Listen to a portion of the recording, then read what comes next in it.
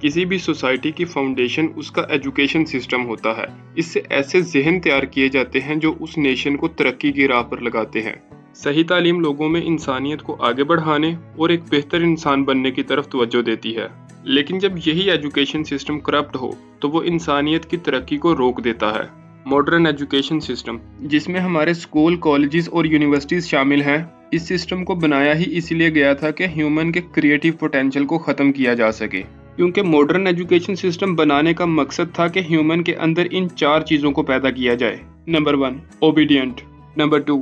Unnecessary patriotism, یعنی غیر ضروری اپنے ملک کے لیے محبت، تاکہ ہم اپنے ملک میں موجود غلط کو بھی غلط نہ کہہ سکیں۔ Number 3 respecting authority, number 4 discouraging creativity and critical thinking, تاکہ اس معاشرے میں کوئی بھی نئی چیز نہ تو کوئی سوچ سکے اور نہ ہی پرانی چیز کے خلاف بول سکے۔ ایجوکیشن سسٹم کے اس زہر کو سمجھنے کے لیے ہمیں اس سسٹم کی ہسٹری جاننی پڑے گی کہ یہ کیوں بنایا گیا۔ تو اس کا آغاز انڈسٹریل ریولوشن کے ساتھ ہی شروع ہوتا ہے۔ اس ایجوکیشن سسٹم کو جان ڈی راکفیلر اور اینڈریو کارنیگی جیسے انڈسٹریل میگنٹس نے تیار کیا، تاکہ ہیومن کی ایک ایسی ورک فورس بنائی جائے جو ان کے کام آ سکے، کیونکہ اس وقت زیادہ تر لوگ ایگریکلچر سے جڑے ہوئے تھے اور ان کی انڈسٹریز میں کوئی بھی کام کرنے کے لیے تیار نہیں تھا۔ اسی لیے ہی جان ڈی راکفیلر اور اس جیسے بڑے انڈسٹریز نے اس وقت ایجوکیشن سسٹم میں بہت زیادہ انویسٹمنٹ کی، تاکہ سب سے پہلے تو لوگوں کے اندر کریٹیکل تھنکنگ اور کریٹیوٹی کو ختم کیا جا سکے۔ ان لوگوں نے ایسے کریکولم ڈیزائن کیے جس کی وجہ سے لوگوں کے اندر basic industrial worker skills develop کی جا سکیں،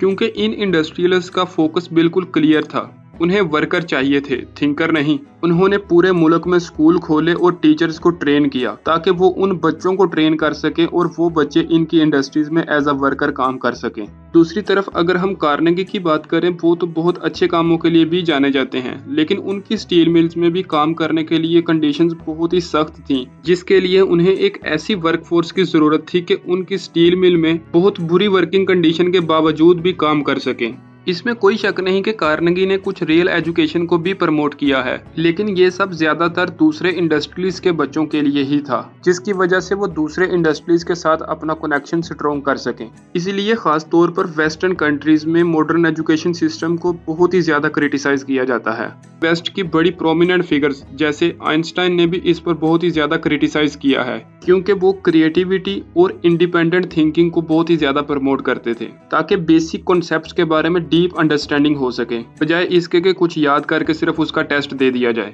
ان کا تو یہ بھی کہنا تھا کہ ایجوکیشن سسٹم انڈیویجولائزڈ اور فلیکسیبل ہونا چاہیے، تاکہ لوگوں کے اندر پرابلم سولونگ ایبلٹیز پیدا کی جا سکیں۔ ساری دنیا ہماری طرح آنکھیں بند کر کے اس نظام کو فالو نہیں کر رہی، بلکہ سوویت یونین اور چائنا نے اس کے بالکل اپوزٹ کیا ہے۔ انہوں نے اپنی قوم کی ترقی کے لیے ایجوکیشن اور خاص طور پہ سائنٹیفک ریسرچ کو بہت ہی زیادہ پروموٹ کیا، اسی لیے اس سیکٹر میں انہوں نے سب سے زیادہ انویسٹمنٹ کی، حالانکہ وہاں پر انڈیویجول فریڈم پر ابھی بھی بہت زیادہ کام ہونا باقی ہے۔ یہ ایجوکیشن سسٹم جو ہمیں دیا گیا ہے، اس کے اندر بھی 2 راستے ہیں، ایک ایلیٹ کے لیے اور دوسرا میسز کے لیے۔ ایلیٹ سٹوڈنٹس کو ان کی کیوریوسٹی اور پیشن کے بارے میں پڑھایا جاتا ہے، اور دوسری طرف میسز کو تو صرف آرڈر فالو کرنا ہی سکھایا جاتا ہے۔ ایلیٹ سٹوڈنٹ ان یونیورسٹی تک ایزیلی پہنچ جاتے ہیں، کیونکہ انہیں کسی بھی قسم کے گریڈنگ سسٹم سے نہیں گزرنا پڑتا، لیکن دوسری طرف مڈل کلاس یا غریب لوگ، ان میں زیادہ تر لوگوں کو تو اس سسٹم کے بارے میں ہی نہیں پتا۔ ایجوکیشن سسٹم، اور وہ بھی خاص طور پہ ان ایلیٹس کے اداروں میں،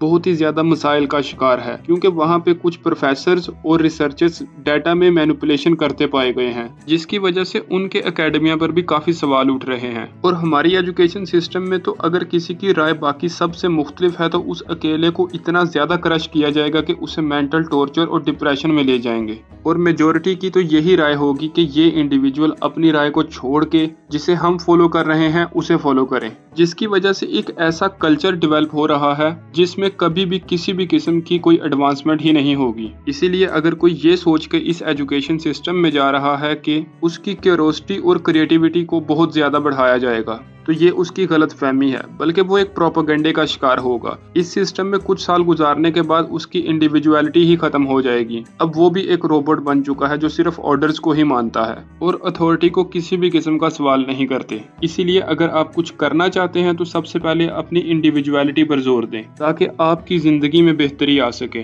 اس ایجوکیشن سسٹم کے بارے میں اپنی رائے ضرور دیجیے گا۔